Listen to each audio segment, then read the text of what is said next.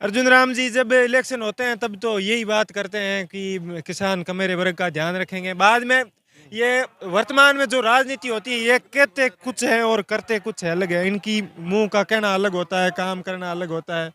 अब इलेक्शन है आगे, तो मैं तो यही कहना चाहूँगा कि आप अगर जो किसान कमेरे वर्ग का ध्यान में रख कर ही करोगे तो ही सरकार बन पाएगी, वरना नहीं। मोदी जी तो कहते हैं सबका साथ सबका विकास। सबका साथ सबका विकास नहीं हो रहा है। कहने और करने में बहुत फर्क है, अंतर है। कहने और करने में फर्क है। राहुल गांधी भारत जोड़ो न्याय यात्रा निकाल रहे हैं। देखिए उनकी वो शिक्षित है, उनकी अच्छी पहल है, वो जो कर रहे हैं वो अच्छा है।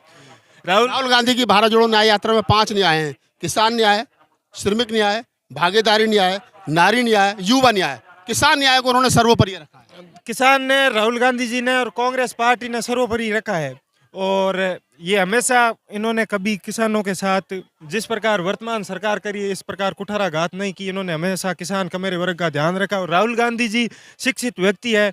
इनका वर्तमान में जो प्रेस के लोग हैं और जो विपक्ष के जो राजनेता हैं उनको बदनाम करने की ये कोशिश करें। बाकी राहुल गांधी जी, महात्मा गांधी जी की जो उनकी पद यात्रा पे चल रहे हैं, उन्होंने भी भारत जोड़ो की यात्रा की थी।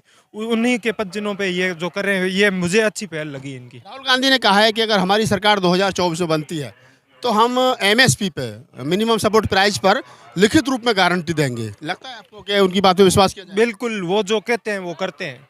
वो जबान के धनी है। आप कह रहे हो जवान के धनी है। आप जैसे यूथ को जो राहुल गांधी हैं, लगता है कि आप क्या संदेशा दोगे कि राहुल गांधी ने जो 5 न्याय की मांग की है, किसान न्याय और युवा न्याय, भागीदारी न्याय, श्रमिक न्याय, महिला न्याय, इन 5 न्यायों को, ये 5 न्याय जायज़ हैं उनकी? बिल्कुल, राहुल गांधी जी जो कह रहे हैं वो सही है। आपको लगता है कि देश के युवा को उसके साथ जुड़ना चाहिए?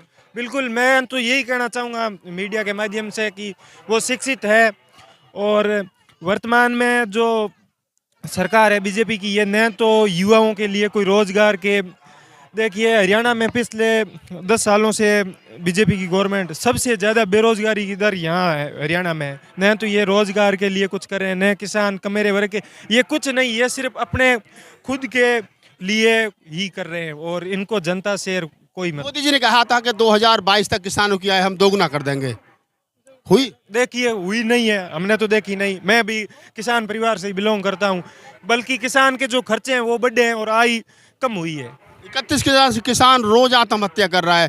एमएसपी पर हम बात करें तो एमएसपी का अगर लागू भी सरकार कर दे तो 21,000 करोड़ रुपए का बजट बनेगा। टोटल बजट का आधे से आधा % से भी कम है, फिर भी नहीं कर रही सरकार। नहीं कर रहे हैं। उनको तो किसानों की तरफ तो वो बिल्कुल भी वो तो इनको दरकिनार ही कर रहे हैं किसान जवान। और वो तो सीधा यही कर रहे हैं कि जो उद्योगपति हैं उनकी तरफ ज्यादा। राहुल गांधी कह रहे हैं कि उद्योगपतियों का 14,000 करोड़ रुपए पैसा माफ कर दिया, किसानों के लिए, एमएसपी के लिए पैसा नहीं। बिल्कुल वो सही कह रहे हैं। उन जो राहुल गांधी जी कह रहे हैं उनके पास उन्होंने प्रेस को तथ्य भी दिए हैं। वो फैक्ट के साथ बात करते हैं, वो ऐसे हवा में नहीं बात कर रहे हैं। राहुल गांधी जी बिल्कुल सच कह रहे हैं।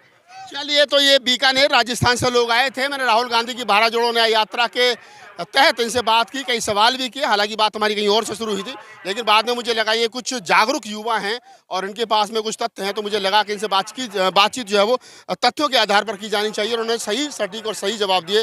इनका कहना है कि राहुल गांधी की जो भारत जोड़ो न्याय यात्रा है और उसमें जो 5 न्यायों में एक न्याय है किसान न्याय, उस पर जो एमएसपी, मिनिमम सपोर्ट प्राइस है, उस पर जो किसान अडिग हैं उसके लिए इन्होंने सपोर्ट किया। और कहीं ना कहीं वो बात कहने की, बताने की कोशिश की कि राहुल गांधी एक पढ़े लिखे व्यक्ति हैं, उनका देश को सम्मान करना चाहिए, उनकी बात को मानना चाहिए।